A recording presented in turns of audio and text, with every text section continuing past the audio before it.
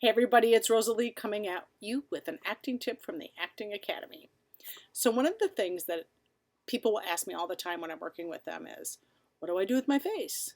Should I make my voice go higher or lower here? What should I do with my hands? Questions that are all about the external, what they're looking at. They're looking at the product at the end, or what the audience is going to see. And I think the biggest misperception about this is that acting is actually not an external process.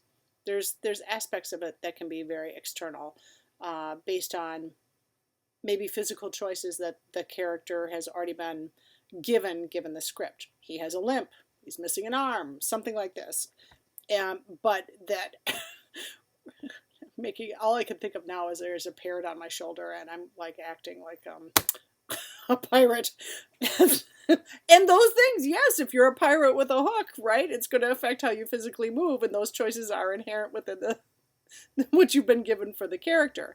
However, the biggest misperception about acting is that it's an external process rather than an internal process. And acting is really a thinking process.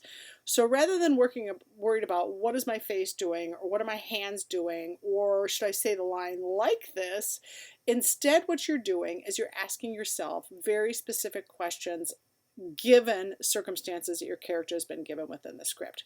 And those are all dependent on the who you are, and by who, it's about the relationship between you and the other characters that are there. Sometimes it's between you and yourself, or what we'll say like you and God.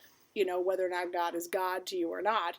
It's the spiritual questions that you may have of yourself. So the relationship could be, if it's a one-woman show or a one-man show, questions that exist within the self, about the self. But most often it's about the relationships of the people in the scene and the people that are the other characters that have been written to be with your character. So mother-daughter relationships, sister-brother, enemies, strangers. That's what I mean when I say the who. Where is the environment with which the scene is taking place? So if it's in a restaurant and it's a candlelit restaurant and a romantic atmosphere, you're going to be talking in a very different way than you are if you're on the playground. So understanding the where and really establishing and believing and really seeing that environment is extremely important. What is happening is very important. What is the problem? What is your character's problem in the bigger picture as well as just in that scene, and what it is they want. That's what. And then behind that is the why, which is why do they want that? Which can affect the bigger whole of what it is that they want.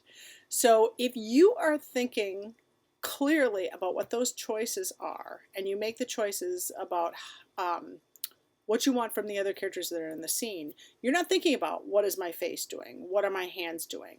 Should my voice go up or down here? You're going to live what we call in the moment, and you are going to react based on all these different choices that you've made, given all the circumstances that you know that that playwright or that writer for the film or television show has given you. You're going to make very specific choices based on that. And because you are a unique human being, your choices, the way that you may have the same choices as another actor may make, but because it comes out of your voice and out of your body, it's going to be inherently different. So my advice is, don't worry about what my face is doing. Don't worry about what my hands are doing. Don't worry about, did my voice go up or did it go down? Because if you were living in the moment, you're probably not going to remember whether or not your voice went up or down. Anyway, you're going to be working off of these different choices that are very specific to what the playwright or the writer has already given you. And it will be unique because it comes out of your voice and out of your body, which is different than your best friend's voice and your best friend's body if they are auditioning for the same role, let's say. So if you were going to work on a scene, remember that these are the things when you work in a show that you would be worried about. Not worried about what is my face doing, what are my hands doing. These things come along for the ride. If you're living in the moment, you've made those choices. those things are going to come along for the ride. So that is my piece of advice for you today on acting. If you have any questions about it, please feel free to write it in the comments section here on the Facebook, or if you see this on YouTube, write a comment if you have a question about it too, and I'll be happy to address it in another vlog. I hope you guys are having a great night. Bye-bye.